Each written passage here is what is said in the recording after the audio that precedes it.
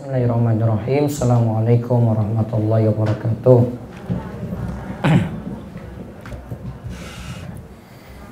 Alhamdulillahirabbil alamin. Hamdan katsiran thayyiban mubarakan fi kama yuhibbu rabbuna wa yarda. Wa asyhadu an la ilaha illallah wahdahu la syarikalah wa asyhadu anna Muhammadan abduhu wa rasuluh. Allahumma shalli ala nabiyyina Muhammad wa ala alihi wa man tabi'ahum bi ihsan ila yaumiddin. Allahumma inna nas'aluka ilman nafi'a wa rizqan thayyiba wa amalan mutaqabbala. Puji syukur kita panjatkan pada Allah, salawat dan salam semoga tercurah pada Nabi besar, Nabi agung, Nabi kita Muhammad sallallahu alaihi wasallam. Baik, ibu-ibu sekalian, pada kesempatan pagi ini kita akan membahas materi. Berarti kalau tambah bulan Ramadan jadi 5 pertemuan dari buku ini, Mutiara Nasihat Ramadan. Seandainya Ramadan kali ini tidak selesai, kita lanjut lagi tahun depannya. Jadi jangan disimpan, jangan dibuang bukunya atau dikasih orang, ya. Materinya di sini Mutiara Nasihat Ramadan. Jadi kumpulan nasihat-nasihat seputar Ramadan. Sebenarnya dulu materi ini saya susun untuk bahasan kultum. Jadi kultum ngisi apa gitu. Sampai ada 40 materi. Jadi kalau kultum saya nggak perlu persiapan lagi, sudah ada buku. Jadi kalau misalnya suami ibu biasanya ngisi kultum Ramadan bisa pakai materi-materi ini. Tinggal dibaca dulu, dipahami, terus disampaikan. Karena buku ini nasihat-nasihatnya ada yang singkat-singkat, ada yang memang yang panjang, bisa bagi beberapa waktu gitu. Intinya di dalam buku ini berisi tazkiyatun nufus, manajemen hati, juga berisi keutamaan-keutamaan Ramadan sehingga menyemangati kita dalam berpuasa. Terus keutamaan baca Al-Quran, kiat-kiatnya, lalu tentang sholat malam, ya, bagaimana kalau maksiat di bulan Ramadan, bagaimana melebur dosa-dosa, tentang berbuka, sampai nanti di akhir Ramadan bahasannya. Jadi bahasan awal Ramadan sampai akhir Ramadan ada dalam buku ini. Nanti berbeda dengan yang warna kuning, yang saya biasanya bahas ba'da subuh jam 5:30. Yang ini beda, ini bahasan fikih. Ya, bahasan fikihnya di sini. Kemudian nanti di bulan Ramadan karena mau fokus Al-Quran, nanti saya akan bahas 2 buku, tapi nanti lewat grup, tidak live langsung. Kalau ibu mau ikut nanti ada infonya besok Kamis. Kita share nanti di channel Telegram, akan dibuat. Yang akan saya kaji, pernah saya bahas tafsir ayat surat Al-Fatihah, Ji? Pernah. Ada ini, dan ada buku baru tafsir 3 surat favorit. Jadi mudah-mudahan nanti selepas Ramadan ibu-ibu sudah paham isi atau kandungan 4 surat, Al-Fatihah, Al-Ikhlas, Al-Falaq, An-Nas, sehingga lebih merenungkan ayat-ayat yang ada. Ini ada dari 2 buku ini yang buku baru. Ini belum dipromokan ini. Nanti kalau khusus untuk anak-anak kajian sore saya bahas ini di channel Rumah Iso TV. Fikih puasa untuk anak bisa diikuti. Yang kemarin ikut nanti akan dikirim bukunya. Buku ini untuk sebenarnya untuk orang tua ya. Nanti mandu anaknya untuk belajar. Dan bahasanya ringkas tentang fikih.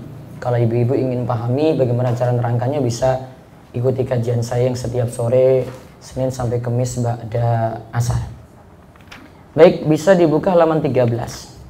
Halaman sebelumnya itu tentang keutamaan berdakwah, karena saya memang tunjukkan buku ini untuk para dai.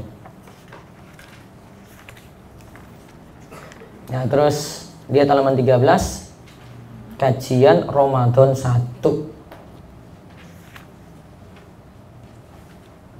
Apa judulnya? Puasa untuk meraih takwa. Ini dalam rangka kita jalankan firman Allah Al-Baqarah 183 ya. Ya ayyuhalladzina amanu kutiba alaikumusiyam kama kutiba alal ladzina min qablikum la'allakum tattaqun. Jadi pada ayat Al-Baqarah 183 yang tertulis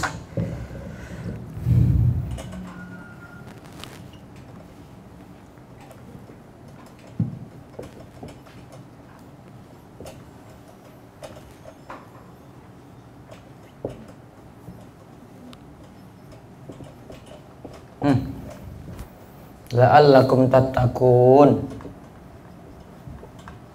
agar kalian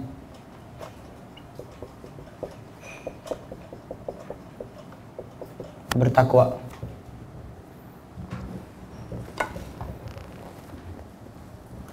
Ya, Bu Pertiwi bisa baca. Bismillah. Kajian Ramadan 1. Puasa untuk meraih takwa. Sungguh, di bulan Ramadan banyak pelajaran berharga yang bisa kita petik. Pelajaran tersebut sulit didapati titik ujungnya. Terus. Pelajaran yang bisa kita ambil yang paling besar adalah pelajaran takwa. Bahkan, setiap amalan yang ada di bulan Ramadan bertujuan untuk meraih takwa. Ingat ya, setiap amalan di bulan Ramadan tujuannya itu ini. Baik yang wajib maupun yang sunnah, nanti tujuannya ini tujuan namanya. Ini goalnya ya. Kalau tujuannya bertakwa berarti hasilnya ada target ini gitu. Nanti amalan-amalan lainnya tujuannya di situ. Terus dibaca lagi. Ketahuilah bahwa takwa adalah sebaik-baiknya bekal. Takwa adalah sebaik-baik pakaian yang dikenakan seorang muslim. Takwa inilah yang jadi wasiat orang terdahulu dan belakangan. Takwa itulah jalan keluar ketika seseorang berada dalam kesulitan. Takwa itulah sebab mendapatkan pertolongan ketika makti. Takwa itulah jalan menuju ketenangan. Nah, ini faedah dari takwa disebutkan. Pertama, takwa itu pakaian yang dikenakan seorang muslim. Yang namanya pakaian fungsinya apa, Bu? Menutupi aja? Melindungi. Yang topi melindungi. Tampil lebih baik dengan pakaian tadi. Nah, maka takwa kayak gitu. Kalau takwa itu ada, maka seorang terlindungi dari maksiat, ya, terlindungi dari kejelekan-kejelekan gitu. Takwa itu namanya pelindung atau pembatas, Bu. Secara bahasa itu takwa itu artinya pelindung atau pembatas. Jadi membatasi. Ini ada takwa nih ya. Nah, orang nggak bisa lampaui ini gitu. Kalau dia melampaui berarti melampaui batas. Dia terjang yang dilarang. Jadi takwa itu yang batasi, ini larangan, ini kita. Nah, untuk menerjang ini, ada takwa di situ untuk mengatasinya. Terus takwa inilah yang kedua jadi wasiat orang yang terdahulu dan belakangan. Mereka sering nasihat takwa. Diawali dari Nabi SAW dulu. Nabi SAW itu menasihatkan juga nasihat takwa. Terus yang ketiga, takwa itulah jalan keluar ketika seorang dalam kesulitan. Wa may yattaqillaha yaj'al lahu makhraja. Siapa yang bertakwa kepada Allah, Allah akan berikan jalan keluar. Wa yarzuqhu min haitsu la yahtasib, dan akan diberikan rizki dari jalan yang tidak disangka-sangka. Berarti karena takwa kita lepas dari kesulitan. Kesulitan apapun di sini ya. Kesulitan dalam finansial, kesulitan masalah utang, penyakit, punya problem dalam rumah tangga, punya problem dengan anak, ya, takwa itu selesaikan.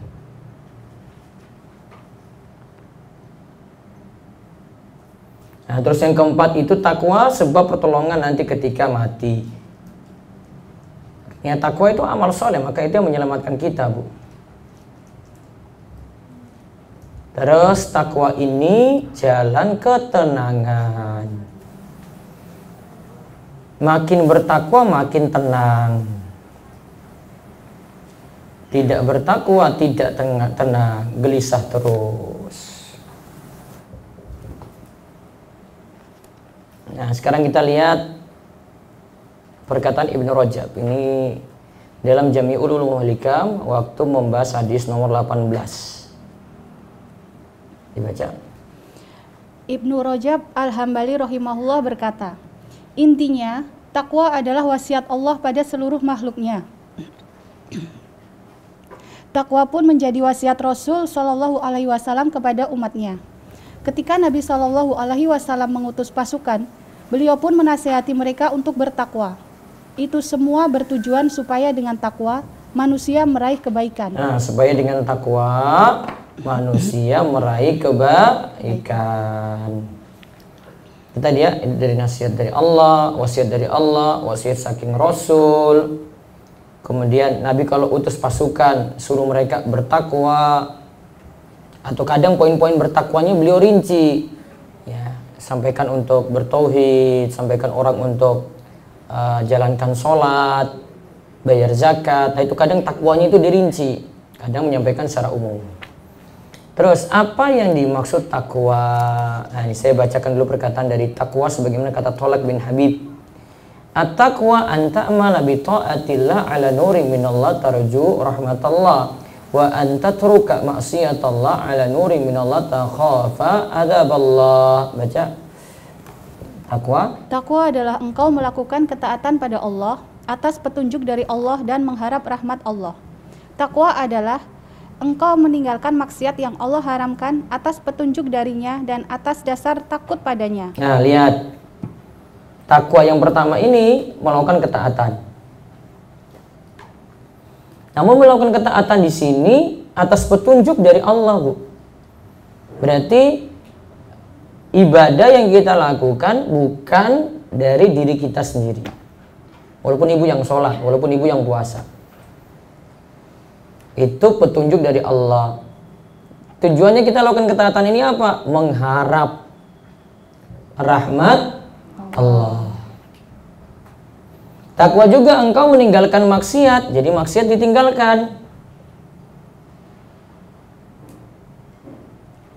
Meninggalkan maksiat itu sebabnya apa? Allah yang kasih petunjuk juga, Bu. Atas petunjuk dari Allah. Ya, atas petunjuk dari Allah. Jadi bukan kita yang bisa meninggalkan maksiat.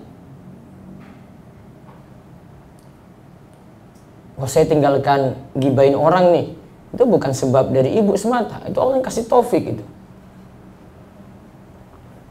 Dan atas dasar takut kepada Allah. Nah, dia tinggalkan maksiat karena ada rasa takut yang besar pada Allah. Dan ingat, rasa takut pada Allah itu selalu berbanding lurus dengan ilmu. Tahu berbanding lurus, Bu? Ada berbanding lurus, ada berbanding terbalik, nih. Nah,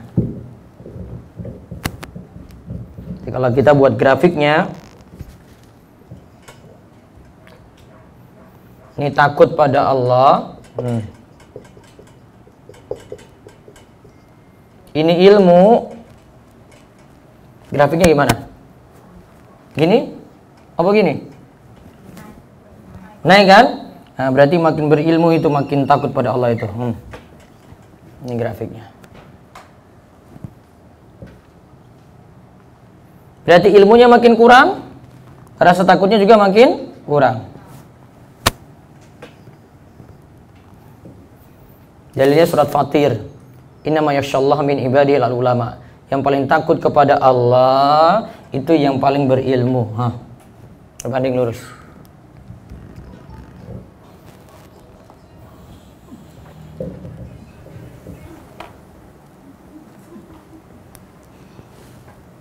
Ini ada dari perkataan Ibnu Taimiyah, dari Thalaq bin Habib tadi, dan juga Ibnu Rajab Al-Hambali dalam Jami'ul Ulum wal Hikam. Nah, terus Ibnu Rajab Al-Hambali rahimahullah berkata, wa aslu taqwa ayya'lamal 'abdu ma yuttaqa summa yattaqi.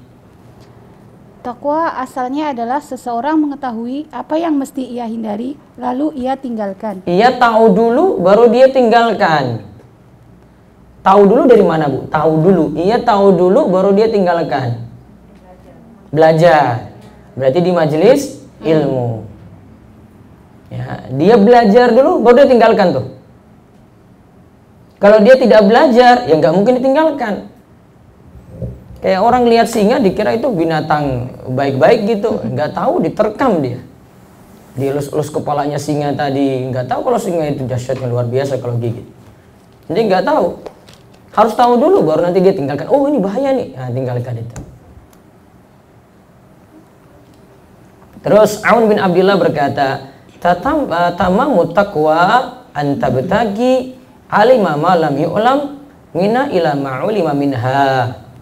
Takwa yang sebenarnya adalah jika seseorang ingin tahu sesuatu yang tidak ia ketahui hingga ia pun akhirnya jadi tahu. Nah, dia awalnya tidak tahu dulu, akhirnya jadi tahu, sehingga yang haram-haram, yang maksiat tadi ditinggalkan. Awalnya dari tidak tahu dulu, akhirnya belajar jadi tahu.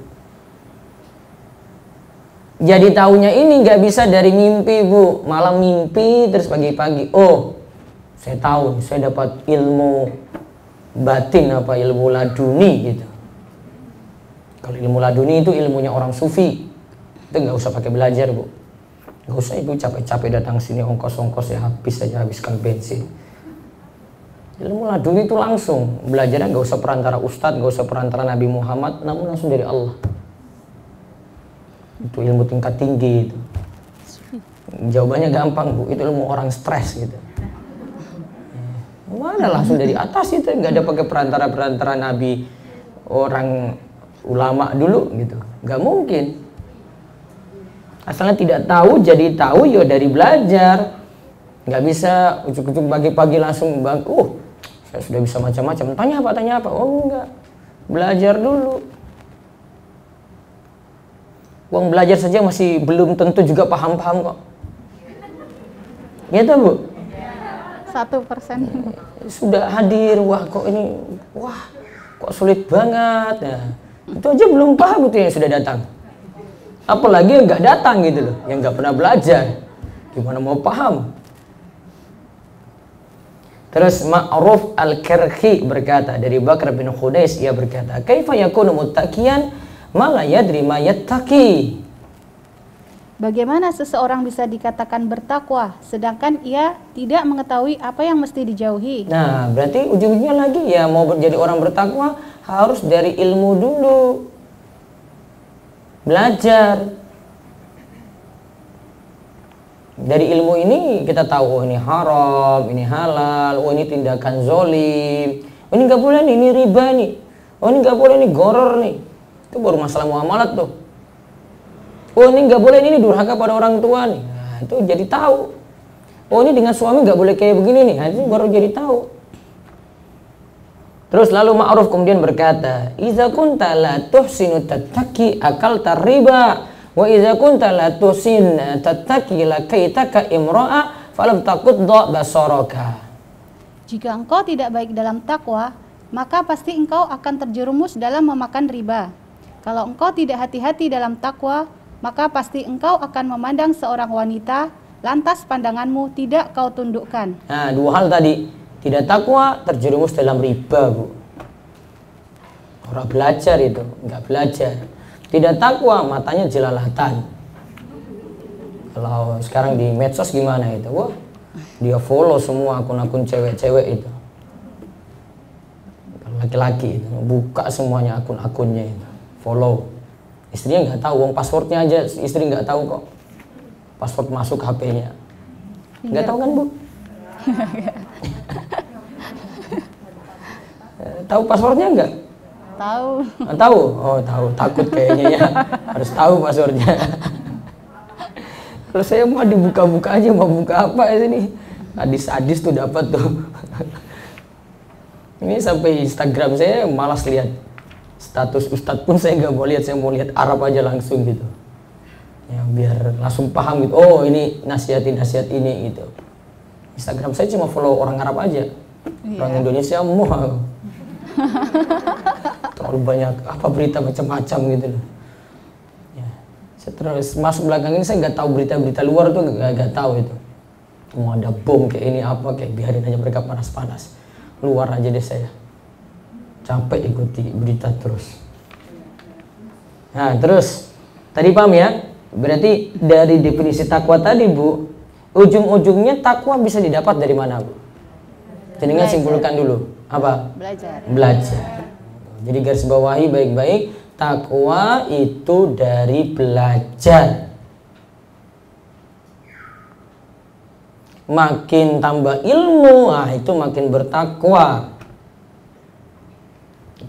Kalimat tadi dari ulama berbeda, ujung-ujungnya sama. Dari Ibnu Rajab, dari Aun bin Abdillah, Ma'arif al-Karhi, sebelumnya dari Talib bin Habib, sama tuh.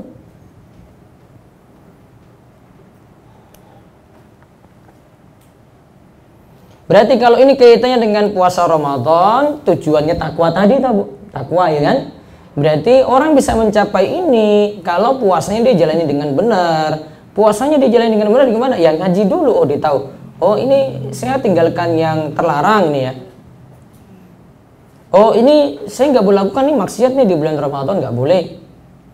Oh ini kata-kata nggak manfaat nih ya saya tinggalkan. Nah baru dia dapat tuh takwa.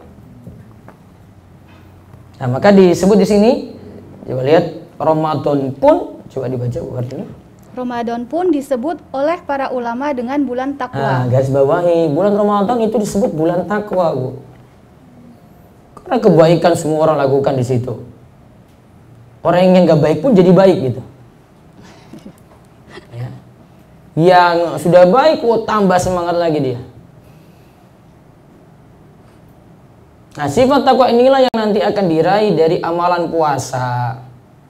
Allah berfirman, ya ayyuhalladzina amanu kutiba alaikumusiyam kama kutiba alal ladzina min qablikum la'allakum tattaqun. Orang yang beriman diwajibkan bagi kalian berpuasa sebagaimana diwajibkan pada orang-orang sebelum kalian agar kalian menjadi orang-orang yang bertakwa. Nah, coba lihat penjelasan dari Syekh Abdurrahman bin Nasir As-Sa'di. Syekh Abdurrahman bin Nasir As-Sa'di rahimahullah menyebutkan, Allah Subhanahu wa taala menyebutkan dalam ayat di atas mengenai hikmah disyariatkan puasa, yaitu agar kita bertakwa. Karena dalam puasa kita mengerjakan perintah Allah dan menjauhi larangannya. Nah, tadi seperti kata Talib bin Habib ya, takwa itu jalankan perintah, jauhi larangan. Dalam puasa ada itu. Perintah jenengan lakukan yang wajib-wajib, yang sunnah-sunnah, ada larangan ditinggalkan. Bahkan larangan sebenarnya boleh, namun sementara saat puasa dilarang. Ya, ada larangan yang sebenarnya kan boleh, tapi saat puasa dilarang. Apa, Bu? Makan. Makan kan boleh sebenarnya, namun saat puasa dilarang dulu. Apalagi minum itu boleh, namun saat puasa dilarang dulu. Dan nanti tipe ibadah itu beda-beda, Bu. Ada ibadah masih boleh makan, masih boleh minum, namun tidak boleh yang lain. Contoh kalau orang itu berhaji lagi ihram ya, dia makan minum boleh, namun pakai minyak wangi nggak boleh, beda lagi. Sholat beda lagi, Bu, sholat. Ya. Sholat itu kita bicara boleh, tapi yang ada dalam sholat saja. Makan minum boleh nggak? Nggak boleh. Nggak boleh. Ya. Namun kita gerak sesuai gerakan sholat, situ boleh. Nah, di luar yang masuk perihal sholat, nah itu tidak dibolehkan. Masing-masing ibadah punya tuntutan sendiri. Sholat harus ngapain, puasa harus ngapain, haji harus ngapain. Itu jalani takwa itu. Terus yang meliputi takwa? Yang meliputi takwa dalam puasa adalah seorang muslim meninggalkan apa yang Allah haramkan saat itu, yaitu makan, minum, hubungan intim sesama pasangan, dan semacamnya. Padahal jiwa begitu terdorong untuk menikmatinya. Makan, minum, hubungan intim. Nah, itu jiwa terdorong untuk menikmatinya. Terus namun semua itu ditinggalkan karena ingin mendekatkan diri pada Allah dan mengharap pahala darinya. Inilah yang disebut takwa.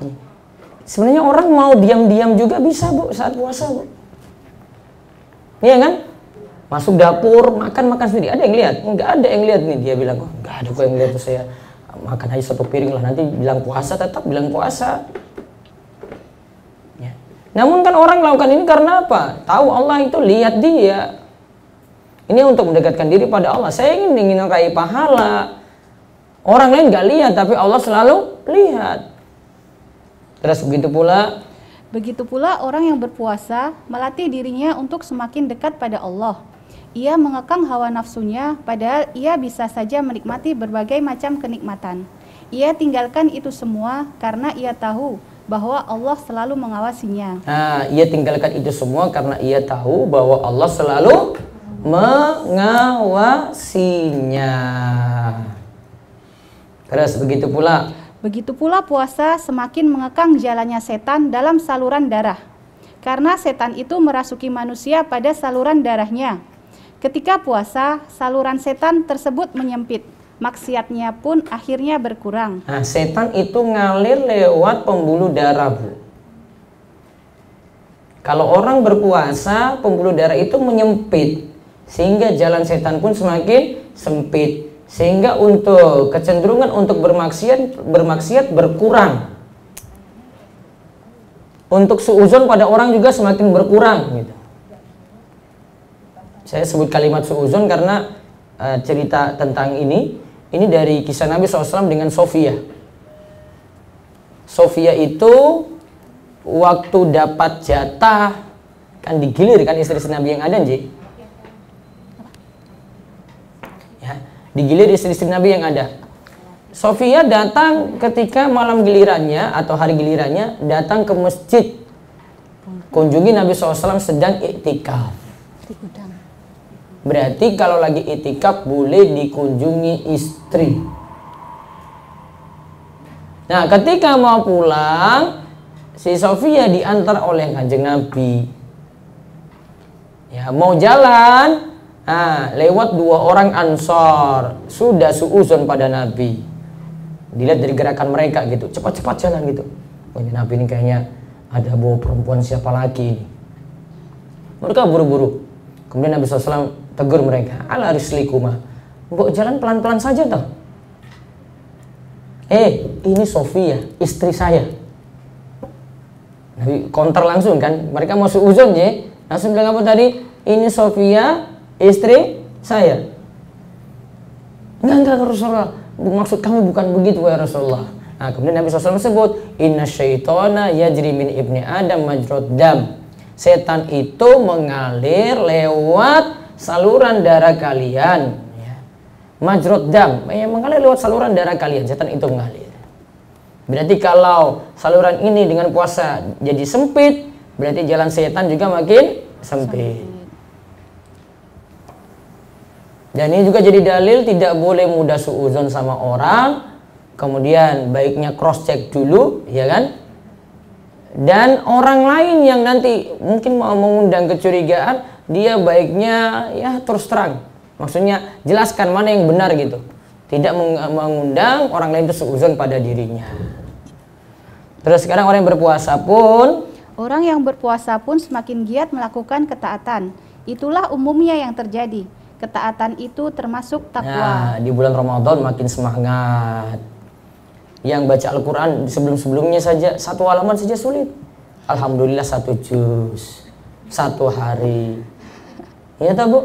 Iya. Yang sholat malam saja masih Ustaz saya 2 rakaat terus saya witir 1 rakaat. Di bulan Ramadan 11 kuat dia. Walaupun ngantuk-ngantuk dulu gitu ya, kan penyesuaian. Ketaatan mudah, Bu. Nah, untuk memudahkan ketaatan lagi, saya ada satu program nanti besok baru saya launching ya. Harus daftar. Nanti 1 bulan penuh ya buat target hataman Quran. Tapi nanti ibu akan terbantu dengan website. Jadi nanti ibu 1 hari sudah baca 1 juz, nanti ada centang gitu. Nanti kalau belum baca, nanti ada yang negur. Nah, itu enak dong. Itu Pak Ustadznya negur langsung gitu, langsung di tempat itu. Iki sapa iki? Urung dicentang, dikejar nanti.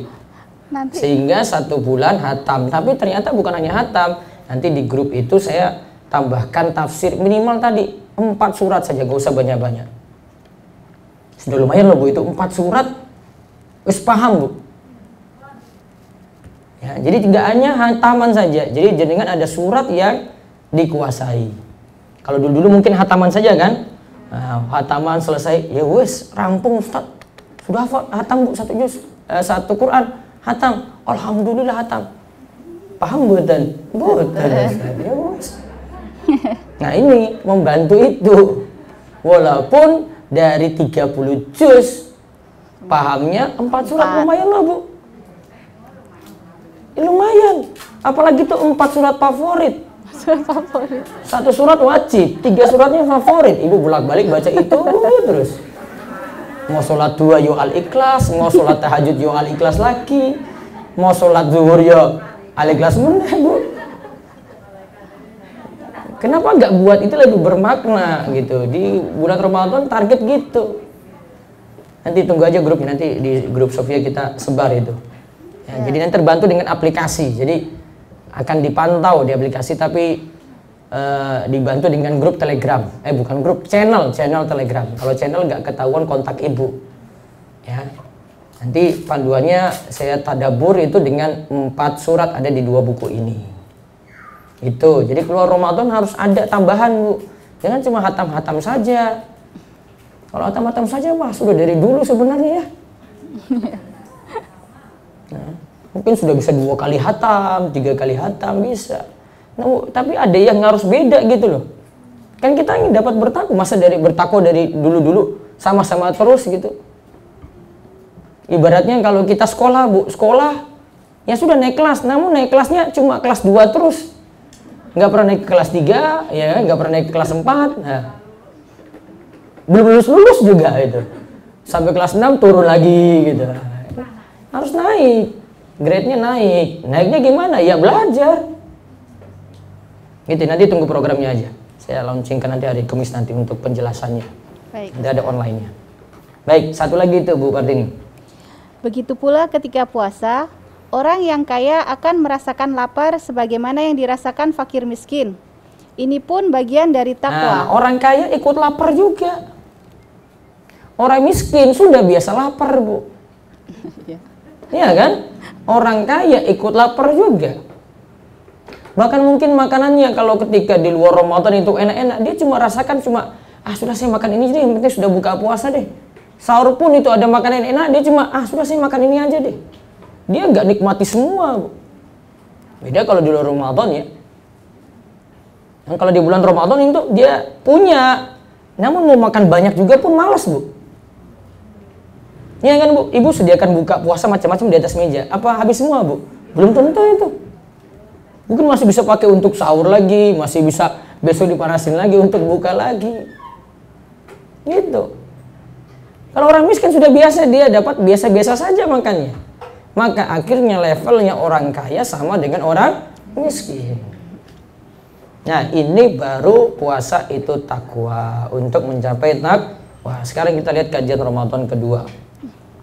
Puasa karena iman dan mengharap pahala. Nah, kita lihat bahasanya. Jika seseorang menjalankan puasa dengan benar, yaitu yang didasari iman dan mengharap pahala dari Allah, maka dosa-dosanya yang telah lalu akan diampuni. Nah, lihat sekarang ini yang lainnya lagi. Kalau kita kan tadi tujuannya takwa, namun takwa bisa tercapai jika puasanya benar, Bu.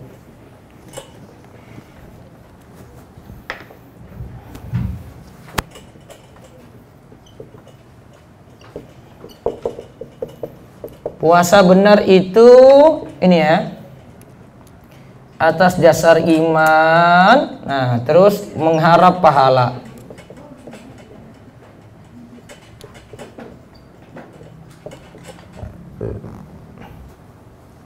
Faedahnya dari puasa benar ini didapat apa? Ampunan dosa. Bu, Ibu dapat ampunan dosa, kita dapat ampunan dosa. Coba saya bacakan hadisnya dari Abu Hurairah radhiyallahu anhu, ia berkata bahwa Nabi Shallallahu alaihi wasallam bersabda, "Man shoma ramadhana imanan wa ihtisaban ghufira lahu ma taqaddama min dzambi." Barang siapa berpuasa Ramadan atas dasar iman dan mengharap pahala dari Allah, maka dosanya yang telah lalu akan diampuni. Nah, sekarang catatannya, Bu, dosanya ada dua kemungkinan. Bisa dosa kecil, ada kemungkinan juga dosa besar. Cuma sekedar puasa, Bu, itu. Namun yang lebih baik untuk dosa besar ya, itu ditaubati. Artinya untuk terhapus paling bagus kalau dosa besar ini tambah taubat. Ini taubat nasuha ini, Bu.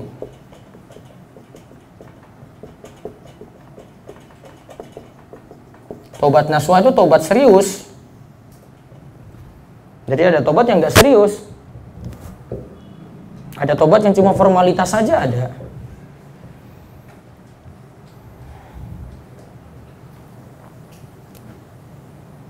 Tapi kalau dosa kecil, Bu, sekadar amal soleh ibu lakukan, itu sudah dapat pengampunan dosa.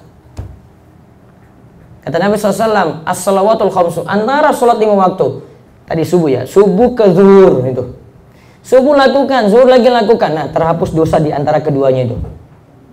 Zuhur dan asar, terhapus lagi dosa di antara keduanya. Asar dan maghrib, terhapus lagi dosa di antara kedua waktu ini. Maghrib dan isya, terhapus lagi. Isya dan subuh. Nah, antara sholat-sholat tadi itu terhapus dosa-dosanya. Paling mungkin dosa kecil. Jadi cuma sekadar amal soleh saja dosa kecil bisa terhapus, Bu. Tanpa ibu spesifikkan dosa mana yang mau ditobati. Tapi kalau dosa besar, baiknya tobat spesifik dan tobatnya tobat nasuha. Tobat yang benar, Bu. Tobat nasuha berapa syarat? Dulu-dulu saya sudah sampaikan. Berapa syarat? 3 ya. 1 apa? Ya. Menyesal, kembali taat, tidak mengulangi. Bertekad tidak mengulangi. Tekad saja. Karena kalau di karena dia Islam gitu. Oh, iya. Kalau sudah tekad ya. Betul. Ulang tadi apa tadi? Syarat taubatan nasuha 3 syarat pokok. 1 menyesal, 2 kembali taat, 3 bertekad tidak mengulangi lagi. Yang judi, yang minum miras, yang selingkuh kayak gitu. Apalagi dosa syirik sama. Nah, coba kita lihat apa yang dimaksudkan berpuasa atas dasar iman. Baca lagi. Yang dimaksud berpuasa atas dasar iman yaitu berpuasa karena meyakini kewajiban puasa. Sedangkan yang dimaksud ihtisab adalah mengharap pahala dari Allah. Nah, jadi iman ini yang dimaksudkan, kita tahu puasa Ramadan itu wajib. Sehingga tahu wajib, dia seriusi itu. Kemudian ihtisab, mengharap pahala tadi berarti mengharap pahala atau mengharap wajah Allah. Nah, sekarang ihtisab tadi ya. Ini namanya ihtisab ya, Bu ya. Iman ini atas dasar mengharap pahala itu namanya ihtisab. Ihtisaban. Sekarang lihat perkataan Al-Khattabi berkata. Al-Khattabi berkata, yang dimaksud ihtisab adalah terkait niat, yaitu berpuasa dengan niat untuk mengharap balasan baik dari Allah. Jika seseorang berniat demikian, ia tidak akan merasa berat dan tidak akan merasa lama ketika menjalani puasa. Justru mungkin tiba-tiba, sudah jalan beberapa hari, sudah di akhir-akhir Ramadan. Karena sibuk terus itu di bulan Ramadan itu. Ternyata sudah ada di ujung. Namun kalau orang itu nggak serius menjalani puasa, kok lama banget, mikir buka aja lama sekali dia. Lihat jam terus, waduh lagi jam rolas nih ya, masih 6 jam lagi. Lihat jam lagi, ya masih jam 2, masih 4 jam lagi. Nggak rampung-rampung buat puasanya. Kan kalau orang sudah sibuk dengan ibadah di bulan Ramadan, nggak terasa. Tadi paham ya, ada iman, ada ihtisab. Namun di sini dikatakan oleh Al-Khattabi, ini niat, yang dimasukkan niat. Berarti puasa Ramadan itu makin mudah dijalani kalau niatnya benar, Bu. Kalau niatnya cuma tujuan dunia, itu agak sulit ibu jalani puasa. Makanya pernah saya tekankan, ingat tujuan ibadah itu jangan tujuan dunia. Yang jadi niatan pokok ya. Ingat ya, niatan pokok. Kalau misalnya jaringan mau puasa, niatan pokoknya untuk nurunkan berat badan saja, Bu. Dapat tuh berat badan turun, Bu. Iya, insya Allah turun. Ya, puasa Daud aja deh, 2 bulan, Bu. Turun nggak kira-kira? Turun tuh. Namun sayang kalau ini cuma jadi niatan pokok. Ganti niatannya. Saya ingin lakukan puasa Daud karena Allah. Sudah, 1. Oh, kalau berat badan turun, alhamdulillah. Kalau nggak turun, ya itu urusan lain. Jangan salahkan puasanya, Bu. Karena kan tadi niatan pokoknya apa tadi? Karena Allah, sudah. Itu bedanya di situ aja. Sama seperti saya pernah bahas sholat duha ya. Sholat duha itu jenengan niatan pokoknya cari ridho Allah. Jangan untuk kaya dulu. Kalau dirutinkan terus, alhamdulillah saya sudah rutin terus Ustaz sholat duha walaupun dua, alhamdulillah. Namun kok saya belum kaya-kaya, itu urusan belakangan, Bu. Itu jangan jadikan niatan pokok, ubah niatnya. Jadikan niatan pokok itu lillah karena Allah, niatan dunia, niatan kaya. Nah, itu niat tambahan saja. Paham, Ibu? Jadi nggak usah protes kalau belum kaya-kaya karena rajin sholat duha. Salah, Bu. Niatan pokoknya sudah salah di situ. Terus hadis yang dikaji di atas. Hadis yang dikaji di atas menunjukkan itulah orang yang berpuasa dengan benar. Benarnya puasa jika didasari atas iman dan puasa tersebut dilakukan ikhlas karena Allah, mengharap pahalanya, mengagungkan syariatnya, bukan melakukan atas dasar riya, cari pujian, atau hanya sekedar mengikuti kebiasaan orang sekitar. Nah, jadi memang dia cari ridho Allah. Kalau puasa wajib kita sulit ini ya, Bu ya. Tetap orang lain tahu kan kalau puasa wajib. Ya. Iya kan? Yang bisa Ibu sembunyikan puasa apa? Sunnah. Sunnah. Kalau puasa sunnah diam-diam aja. Sebenarnya kalau puasa itu amalan yang paling selamat dari riya itu cuma amalan puasa saja, Bu. Karena Ibu nggak lakukan apa-apa saja itu orang nggak tahu kalau oh jangan puasa ya. Oh lagi puasa itu orang nggak tahu. Kalau sholat masih terlihat. Betul nggak? Ini lagi jam 9 sholat duha tuh. Nah, ketahuan, Bu. Kalau puasa nggak ketahuan. Ibu coba pagi aja pergi aktivitas kayak biasa gitu kalau puasa sunnah itu. Orang nggak tahu, lagi puasa sunnah ya? Nggak akan tahu. Misalnya mungkin pas lagi diajak makan ya, kenapa nggak mau makan? Puasa ya kamu ya? Nah, itu baru ketahuan. Namun kalau nggak ditandai kayak gitu, biasa aja. Orang nggak tahu. Maka diingat, amalan yang paling selamat dari riya itu puasa.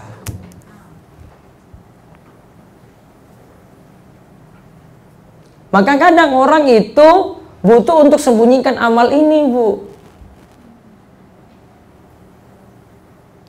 Caranya gimana? Mungkin suatu waktu ketika ada acara besar, itu pas kebiasaan Ibu puasa, Ibu batalkan dulu deh. Itu strategi. Jadi kalau orang itu mau cetak gol, Bu, itu nggak hanya main cetak-cetak saja, strateginya ada gitu. Gimana ya biar amalan saya itu sudah jadi rutin tapi biar tidak ketahuan tuh gimana? Ngatur strategi. Ya, strateginya ada. Saya sedekah nih biar nggak ketahuan gimana ya? Ngatur strategi juga. Saya rutinitas sholat malam saya mau jaga terus ya. Gimana ya biar nggak ketahuan? Ngatur strategi lagi, Bu. Ulama-ulama dulu tuh kayak gitu. Ngatur strategi biar tidak ketahuan gitu. Sekarang. Kalau sekarang, ngatur strategi. Story WhatsApp sudah ada kan? Nah. Story IG sudah ada kan? 3 malam, guys. 3 malam ngapain, Bu, buat story, Bu? 3. Ya. Kecenderungannya besar banget. Maka amalan sekali lagi yang paling menjaga dari riya, amalan apa? Puasa. Sehingga kalau di pembahasan fikih Syafi'i, Bu, rukun puasa itu ada beberapa ulama Syafi'i sebutkan ya. Kan kita jalani puasa itu rukunnya niat, Terus menahan diri dari pembatal, J yang kedua.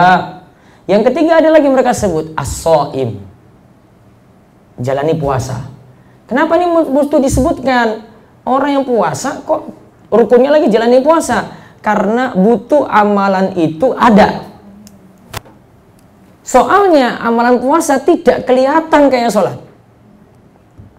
Sehingga kalau bahas dalam rukun puasa disebutkan lagi, itu orang yang jalani puasa, benar-benar jalani puasa.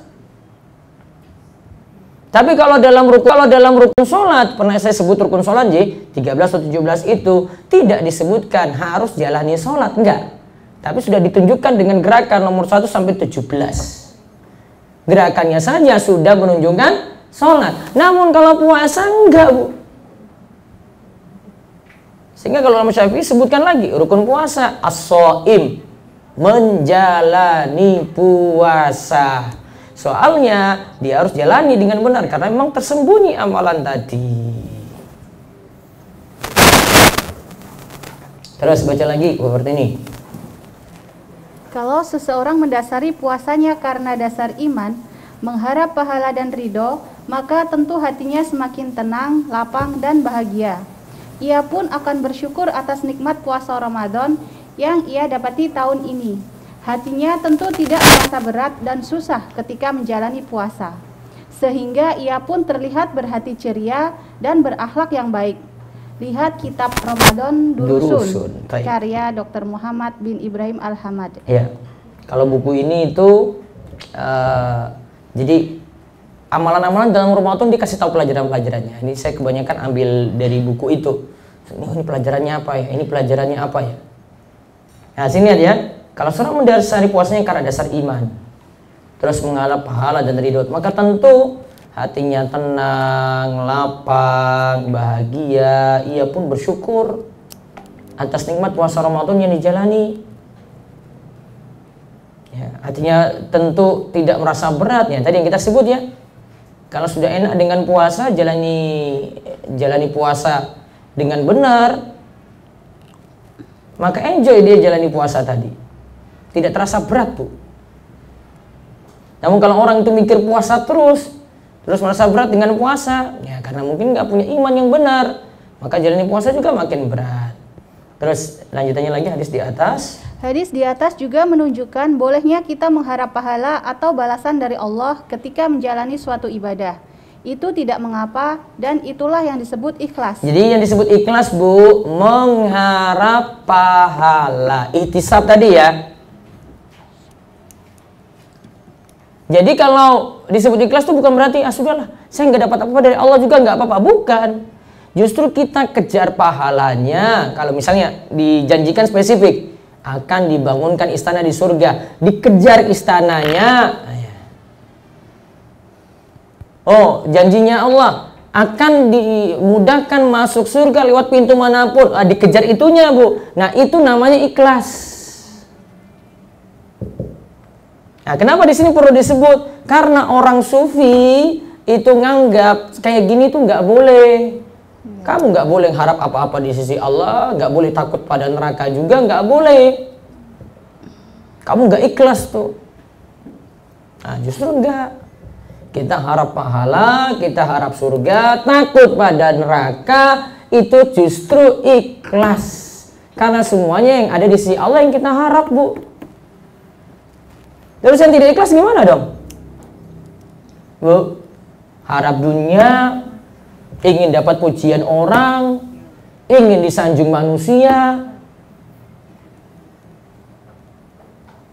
ingin namanya disebut-sebut orang gitu. Beda kalau belakangan ya disebut ya. Terus hadis di atas sekaligus. Hadis di atas sekaligus menjadi dalil bolehnya menyebut Ramadan dengan penyebutan Ramadan, walau tidak menyebut dengan bulan Ramadan atau syahrul Ramadan. Karena hadis yang melarang penyebutan Ramadan saja adalah hadis yang dhaif. Baik. Jadi masih boleh menyebut Ramadan atau syahrul Ramadan. Kalau dalam ayat Al-Quran itu disebutkan Al-Baqarah 185, syahrul Ramadan alladzi. Boleh juga kita sebut cuma Ramadan saja, kayak di sini ya, man shoma Ramadana. Siapa yang berpuasa Ramadan, bukan disebut man shoma syahra Ramadana, bukan. Terus hadis yang kita kaji kali ini, Hadis yang kita kaji kali ini sekaligus menunjukkan keutamaan bulan Ramadan. siapa saja Siapa saja yang berpuasa kala itu, maka dosanya yang telah lalu akan diampuni walaupun banyak seperti buih di lautan. walaupun banyak Bu seperti buih di lautan, karena ada kemungkinan dosa kecil dihapus, termasuk dosa apa lagi? Besar. Yang penting kalau dosa besar paling bagus dengan diiringi taubat. Itu catatan 3 Ramadan 1434 Hijriah, 7 tahun lalu. Baik, kajian Ramadan berikutnya pahala puasa yang tak terhingga. Terus dibalik bau mulut orang yang berpuasa, dan 2 tingkatan orang yang berpuasa. Insya Allah besok Rebu pas Ramadan. Ini sudah puasa. Sekarang monggo mau kulineran silakan. Masih bebas. Minggu depan sudah puasa Bu. Wes lemes ya. Ya.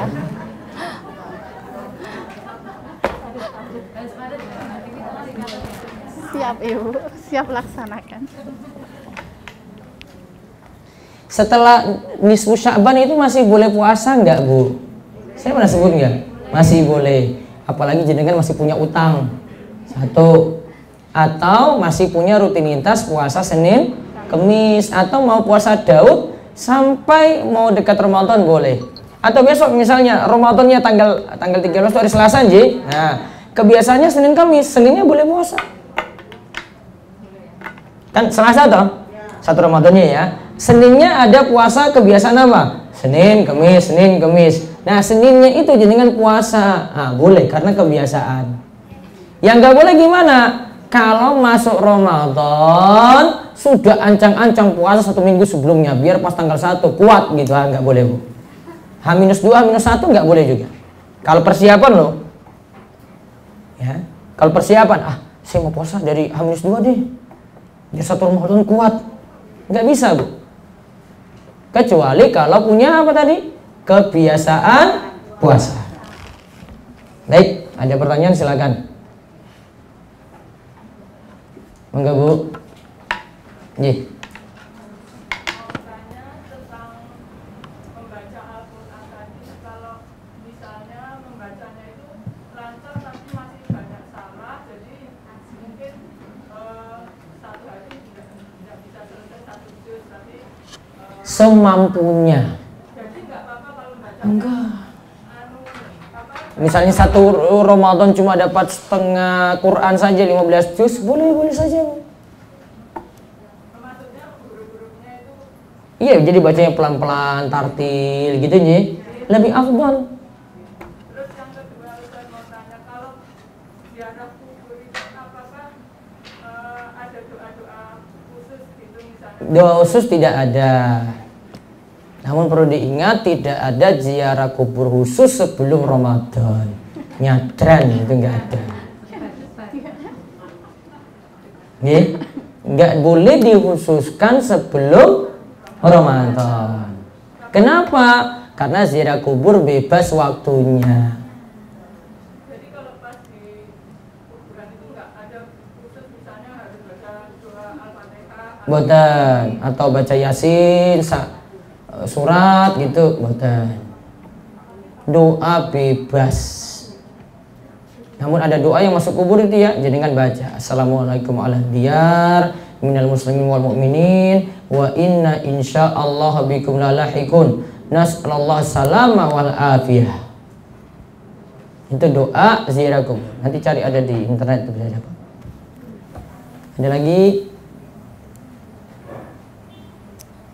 Bu Partini, Bu Bita, nah monggo. Waalaikumsalam warahmatullahi wabarakatuh.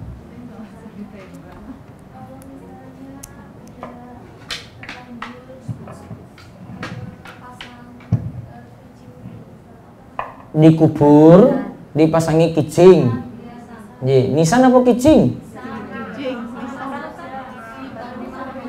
Kijing itu kan ya bentuk gini kan. Kalau batu nisan mungkin nggak tinggi gitu dong. Beda ya. Iya, ya samalah punya marmer semua lah gitu ya. itu urusan keluarga. Ustadz mah cuma pintar ngomong aja. Namun kalau ngomong gini belum tentu satu keluarga mau. Kesadaran semuanya biar nggak konflik. Konflik keluarga itu lebih berat dirampungkan loh, Bu.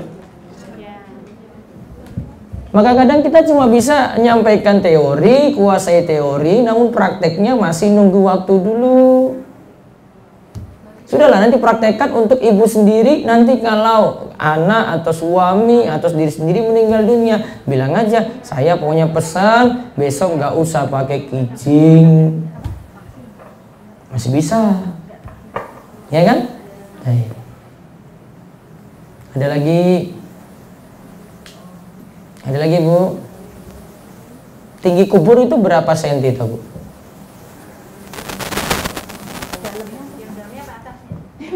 Tingginya di atas tanah itu, gundukan tanah itu berapa senti? Yang itu apa? Apa ini? Sak jengkal. Kalau kijing tadi sudah sak jengkal apa belum? Atau lebih? Nah itu masalahnya. Dan kalau batu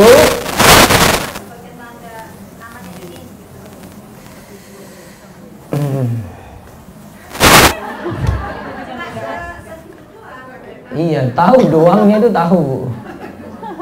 Dihindari lebih baik. Terus untuk partnernya apa?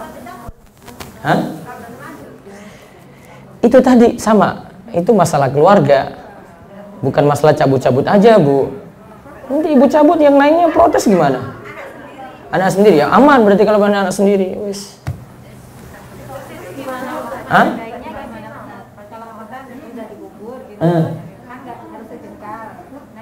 Sejengkal kan? Berarti nggak dikasih tanda apa-apa ya, karena batu. Gundukan tanah aja. Gundukan tanah.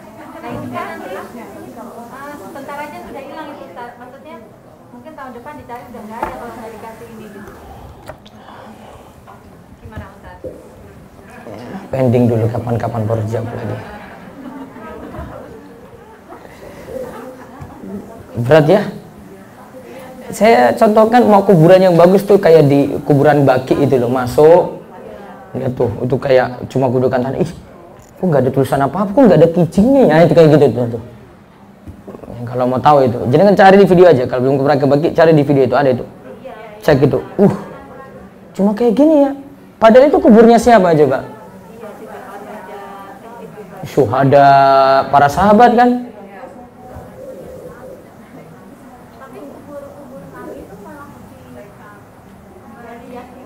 Kubur Nabi itu tertutup. Kubur Nabi siapa? Jangan tanya Google. Tanya Google paling gitu. Kubur Nabi Muhammad, salah. Kubur Nabi Muhammad tertutup sampai saat ini, Bu. Yang di Google tuh nggak benar itu. Ya kan dihiasi ada hijau ininya toh. Itu mah kuburan tempat lain, mereka foto-foto aja. Nggak ada kuburan Nabi kelihatan tuh, nggak ada. Kuburan Nabi Muhammad tertutup. 5 pintu, Bu, nggak ada semut pun nggak bisa masuk gitu gampangnya. 5 lapis tembok, Bu. Ini daerah kuburnya itu ditarik tembok sampai atas sana, ada kubah hijau, turun di bawahnya itu dicor lagi sampai bawah itu nggak kelihatan. Jadi yang mau nembus dari bawah nggak bisa, dari atas pun nggak bisa itu. 5 tembok, Bu, 5 lapis.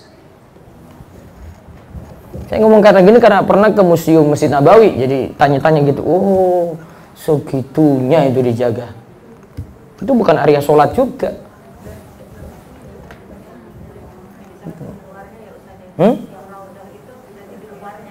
Raudhah di luar itu masjid lawasnya Nabi. Masjid lawas, Raudhah itu. Jadi apa-apa jangan tanya Google aja, kasih tahu jalan aja masih salah-salah kok. Saya mau ke kota gede sana itu dikasih jalan sampai Merapi. Gila, itu jalan itu kasih tunjuk. Panas itu tuh. Sampai Merapi sana loh, Bu. Nggak yakin saya bisa cari lagi nih. Udah ya Allah cuma 5 menit. Itu nggak nyasar sampai Merapi. Itu aja kasih tahu salah. Masa gambar kayak gini percaya Google gitu. Itu. Cukup ya?